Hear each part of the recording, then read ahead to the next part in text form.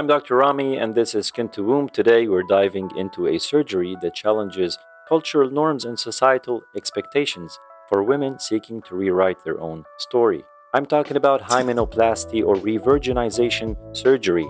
Now, I understand this may be a sensitive topic for some, so I kindly ask you to approach it with an open mind. Let's get started.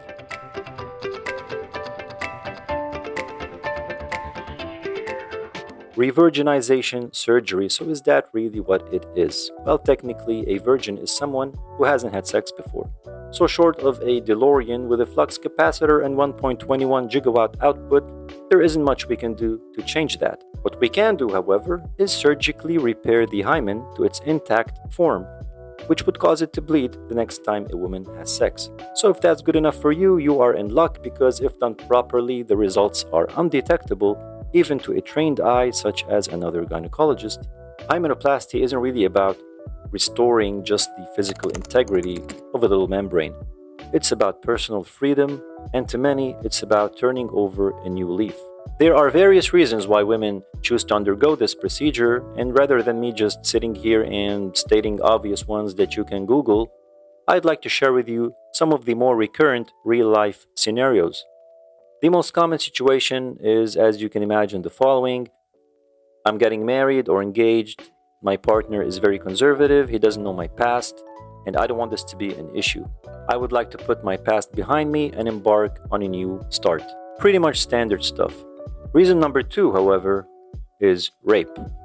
Now, you may or may not relate to this depending on where you're from, but rape is still very common in many societies, and women are even afraid to go to the authorities because in some cultures, the law offers them very little protection. Along those lines, there's the scenario where the woman was sexually abused at a young age, and in many instances, it's by someone from within the family. She states that this has haunted her for many years and would like to have it done as part of her therapy for closure. Scenario number 3, and this one might come as a surprise. I'm divorced now, and I'm going out with someone new.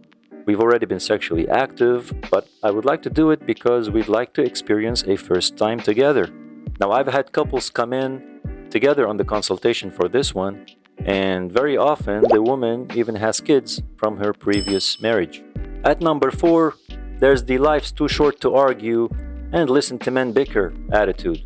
It's not really a big deal to me, quite frankly. I couldn't even care less. I know it's just a piece of tissue, but some men are very judgmental, and I'm not even willing to spend the energy to even have this conversation with any man. Now, the difference here is that the woman is really not in distress and is not really opinionated about it.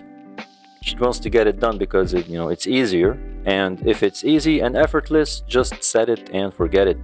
Scenario number 5 is the last and probably the most taboo reason that I will mention, and that is sex work.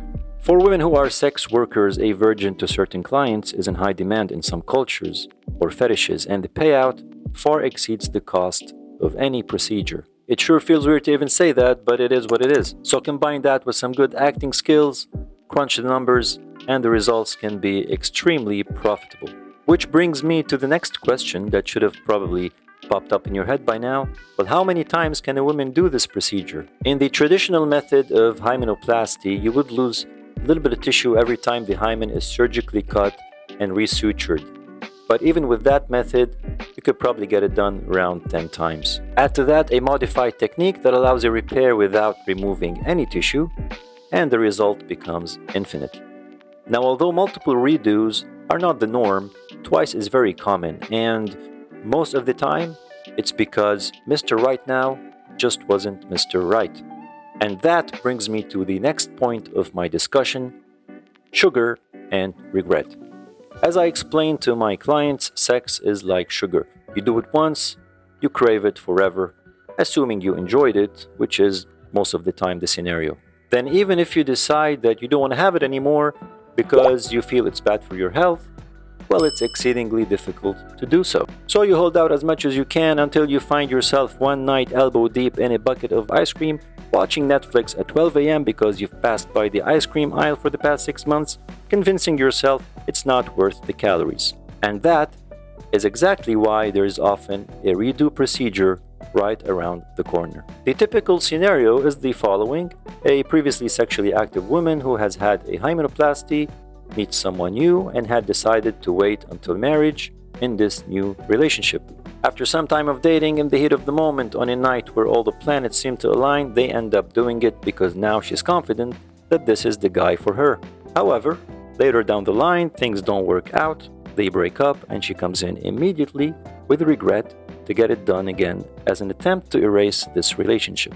So, as you can see, there are various traditional and non traditional reasons for doing this procedure.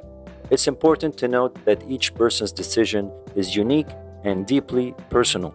But it's even more important to understand that, quite frankly, it's nobody's business to agree or disagree with what others' freedom of choice is and what they do with their own bodies and how they conduct their personal lives.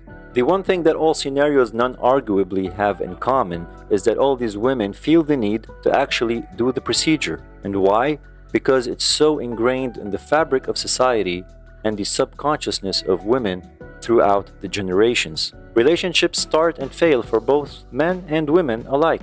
Perhaps someday women won't even feel like they need this, just like men don't feel the need to justify any sexual past.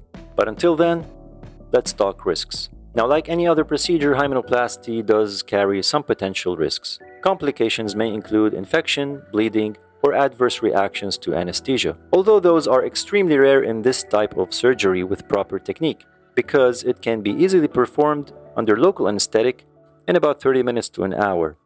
In fact, serious complications are pretty much unheard of. As for the downtime, the recovery period is relatively short. Patients are simply advised to avoid strenuous activity for a couple of weeks, including anything that puts direct pressure on the area, such as riding a bike. As for what the hymen looks like before and after a repair, I will cover that in a future video in case you're interested in seeing variations of this membrane, because it can differ from person to person. I'll also get into even more dimensions about this topic, like why some women bleed versus others don't the first time they have sex. And we'll go over some frequently asked questions that I get, such as, I'm not sure if my hymen is torn, is there a way I can check? Or would a guy be able to tell if I have a torn hymen just by looking? Now, moving on, some people feel that doctors should not do this procedure. And naturally, most of these people are men. The argument is that you are aiding or encouraging her to lie. Well, technically, all the doctor did was repair something that was broken at her request. There is the option that she could always sit down with her new partner and explain to him that, you know what, I've had previous relationships, or I went through a trauma of rape or abuse in the past. I've put all of that behind me and had a hymenoplasty done as my own way of letting go of the past. I thought it's something you should know because you're very important to me. If a doctor repairs a broken arm, because, well, that's what doctors do, they repair people, and that person decides for whatever reason to hide the fact that his arm or her arm was ever broken, should the doctor not have repaired it just so that person couldn't lie about it? Now, why a hymen is more important than an arm, I'll keep that for society to resolve. We're all here on a short journey headed to an end on this earth, and that is an absolute fact that we can all agree on. Let's give each other the freedom to lead at least our personal lives and make our own choices as we'd like to. Thank you for joining me today. If you found this topic interesting, please like, share, and subscribe. I'd like to hear your thoughts on this, so please leave them in the comment section below. Do keep it clean and be sensitive to others. Until next time, take care.